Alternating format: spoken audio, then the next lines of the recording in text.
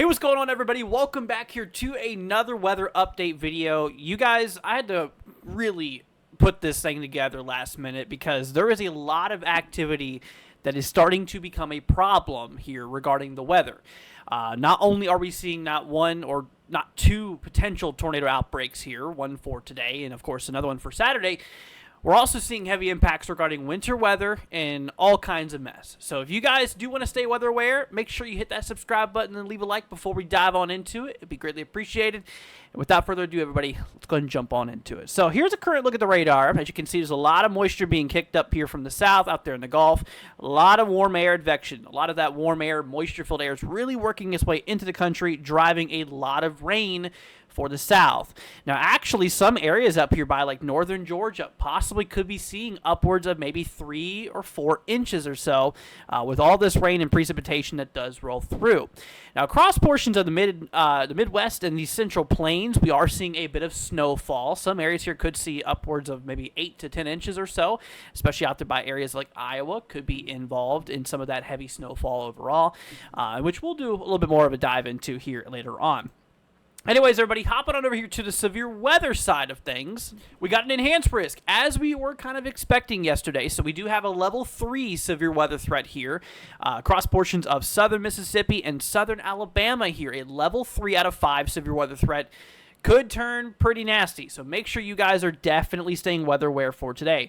We do have a 10% significant risk for tornadoes. What does that mean? There's a possibility for tornadoes that could be EF2 or greater, and not to mention several tornadoes are definitely going to be possible for today. So areas out there by Louisiana, Mississippi, Alabama, and Georgia, please be weather aware. Expect the possibility for several tornadoes today, in which a couple of those, once again, could be quite significant, possibly EF2 or greater. Damaging wind probability, we have a 30% chance across the red areas here in the southern regions of Mississippi and a little bit of southwestern Alabama here included, where we do have the possibility for damaging winds to be gusting pretty much up between 60 and 70 miles per hour.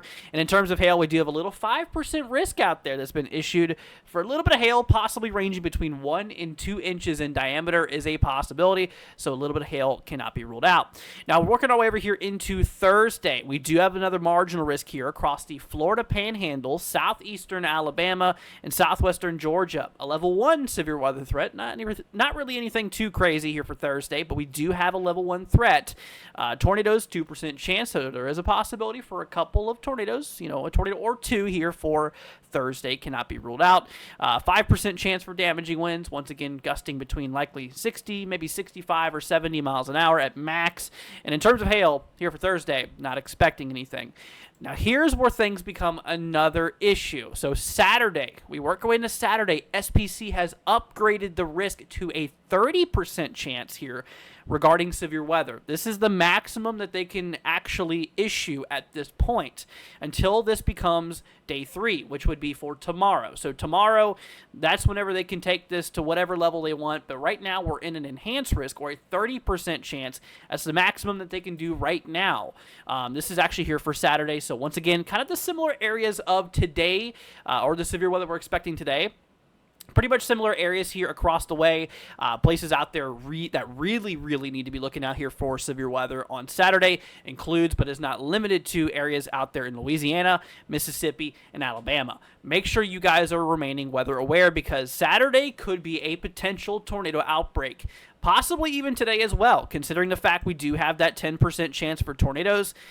Some could consider that the possibility for a tornado outbreak, as several tornadoes is expected. Okay, so let's talk flooding potential, because today there is also going to be a big issue regarding that flooding that we were talking about. We'll dive into the accumulations after this to kind of show you all how much rain we could expect, but some regions could see upwards of maybe 3, 4, maybe even upwards of 5 inches according to some of the models, which we'll look at here in a second. So anyway, the way that this works here, unlike severe weather scale, how it goes from level 1 to level 5, this threat goes from level 1 to level 4. We are in a level 2 here for today, which is kind of the middle potential level for flooding, at least a 15% chance for flooding across the areas here in yellow, which does include areas of Louisiana, going through Mississippi, a lot of Alabama, bits of central and northern Georgia, a little bit of western North Carolina, western South Carolina, and southeastern Tennessee here does have a level 2 flooding threat for today. So if you guys are across the region here in the southeast, expect a lot of rainfall, especially for those regions here that is prone to flooding. Make sure you take action accordingly, as we are going to be seeing a lot of rain here through the region. Now for tomorrow, this is a little bit of a concern for flooding. Not really anything crazy tomorrow, just a little bit of a chance for some flooding out here towards southern Georgia, southeast Alabama, and the panhandle out there in Florida. And of course here for day 3, which will be the day after tomorrow, we do have another little risk here for flooding across areas of the southeast here towards Arkansas, portions of western Tennessee, Mississippi, southeastern Missouri, and so forth. So that is the risk here for the day after tomorrow. Okay, so taking a look here at that rainfall potential here, starting with the American GFS model. So this is basically one model, one representation here of a potential scenario of how much rain we could see. So the GFS does suggest this long streak here, basically from Louisiana, cutting through central Mississippi, going through Alabama, northern Georgia, out there towards western Carolinas here, which we could potentially be seeing maybe upwards of 3, maybe 4 inches or so regarding rainfall. So once again, a lot of heavy rain is expected for those regions here, as we do have that strong moisture advection, a lot of moisture in rainfall working its way throughout the south here. So that is one model. Hopping over here to the Euro, or the ECMWF. This is the European model. Really not a whole lot of differences here. You know, pretty much that long streak here throughout Mississippi, Alabama, and Georgia. Once again, possibly seeing some regions up here between 3, maybe 4 inches or so. So it does seem like the models are, you know, relatively in agreement regarding that. Actually, the Euro does suggest the possibility for areas like Alabama to maybe get a little bit more rainfall, as opposed to what the GFS had to say. And then lastly, we do have the Canadian model. It's good to take as many opinions as possible into consideration here, in which really there's not much of a difference. I mean, the overall expectancy is relatively the same, with a lot of Alabama, Georgia seeing well in 2-3 inches or so locally, up to maybe 4, and I'd say absolute max maybe up to 5 inches or so in some of those spots. So a lot of rain is working its way through the region. Now hopping over here to, we're going to hop back to GFS real quickly. We're going to talk about the snowfall and this current winter storm we do have going on. So basically at the current moment here, we do have a bit of winter weather that is kicking off, like we mentioned here, across like the Midwest and whatnot. So that is kicking off at the current moment. That'll continue throughout today, and actually throughout a bit of tomorrow. It should be out basically by tomorrow evening. A lot of cool air is working its way down into the country right now. But there will be the possibility for a lot of snowfall. And because of the cold air that's in place, we're going to have to use the Kashira ratio in order to take some of that cold air into consideration, in which if we do, as you guys can see out here towards areas of like eastern Nebraska, portions of Iowa, like northwestern Missouri, just kind of north of the Kansas City area. Remember, this is also one model, one potential scenario here, where we could be seeing several inches of snowfall, which that does seem to be a possibility here, overall represented by the GFS. Now Euro, this is the ECMWF here. I do not have the Kashira ratio, so we're just going to have to take this with a grain of salt here. But yeah, the 10-to-1 ratio, which it really isn't the way we should go with this type of event, since the cold air is going to be in place.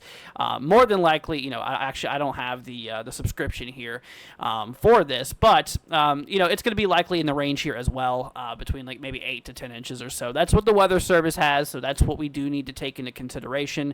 But lastly, we do have the Canadian model, the Kashira ratio. So this is going to be a little bit more better to look at.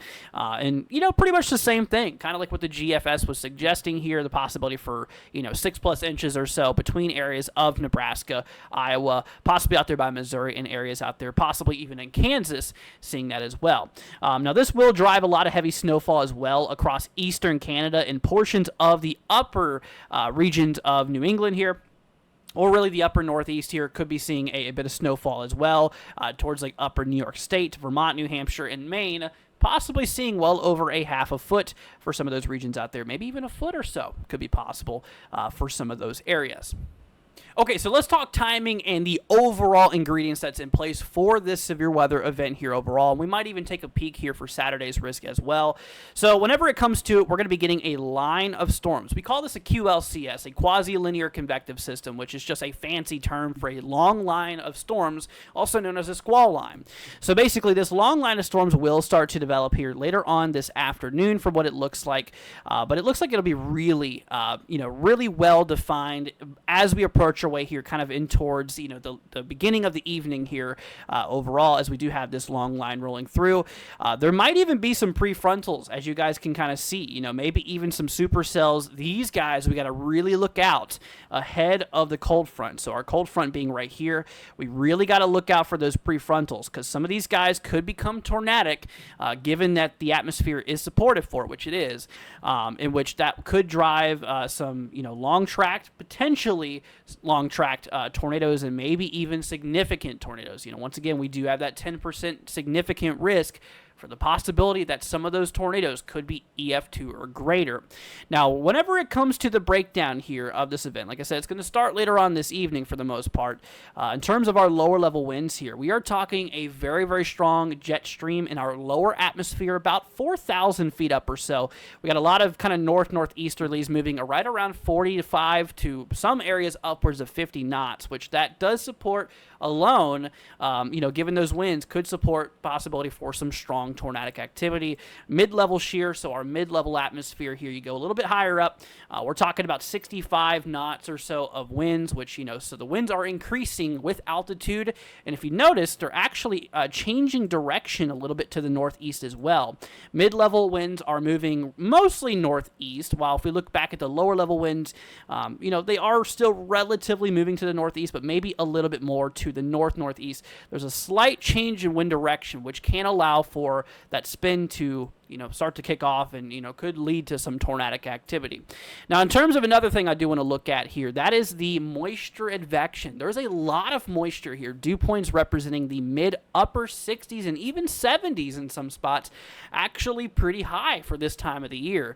There's a lot of moisture that's involved, which will really get those storms going, so really look out there for that. So that alone is just going to really contribute to a pretty decent severe weather event here overall, I do believe. And lastly, our instability here.